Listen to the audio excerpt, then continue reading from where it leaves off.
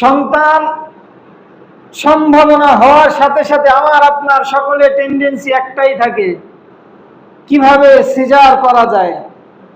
সন্তান গর্ভধারণ হওয়ার সাথে সাথে আমি আপনি আলাদা এক্সট্রা করে টাকা জমাতে থাকি, কারণ আমাকে আপনাকে সিজার করতে হবে। দেখেন, আমি আপনি আমার আপনার এই ধারণার ক্ষেত্রে অধিকাংশ ক্ষেত্রে আমার আপনার স্ত্রীদের সিজার করাতে হয়। আল্লাহ সুবহানাহু ওয়া তাআলা বলতেছেন যে বান্দা, আমি তো তোমার সাথে সেই রূপ আচরণ করব যেই রূপ তুমি আমার প্রতি ধারণা করবা।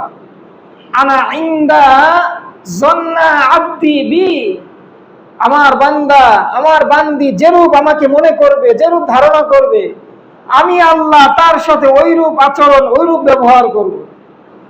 তা আমি আর আপনার প্রথম টেন্ডেন্সি থাকে যে সন্তান গর্ভে ধারণ আসার করার সাথে সাথে আমার আপনার চিন্তা চেতনা যে একে সিজার করতে হবে, সিজার করার ছাড়া কোনো উপায় নাই। কিন্তু একটা জিনিস খেয়াল করেন না, আমার জন্ম, আমার বাবার জন্ম, আমার দাদার জন্ম, আমার ভাইয়ের জন্ম, আমার বোনের জন্ম, এই জন্মের সময় তো সিজার নামক এই অপব্যাখ্যা, এই কুসংস্কার তো আমার আপনার সমাজে ছিল না।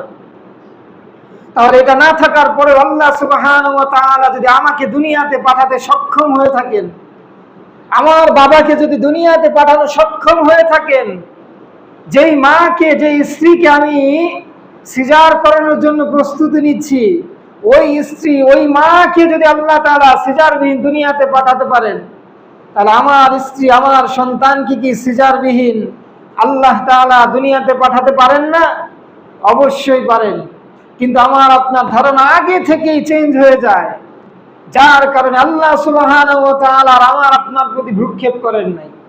তবে হ্যাঁ, যদি কোনো অভিজ্ঞ ডাক্তার এমন পরামর্শ আপনাকে দিয়ে থাকে সেটা ভিন্ন কথা, ওই হিসেবে আপনি ওই পথকে অবলম্বন করতে পারেন। কিন্তু আমার আপনার প্রথম থেকে উচিত আল্লাহর উপর পরিপূর্ণ তাওয়াক্কুল করা। খোদার কসম করে বলি, এমন ভাবে তাওয়াক্কুল যদি আপনি করতে পারেন, প্রত্যেকের নরমাল ডেলিভারির ব্যবস্থা আল্লাহ তাআলা নিজেই ব্যবস্থা করে দেবেন। বলেন সুবহানাল্লাহ।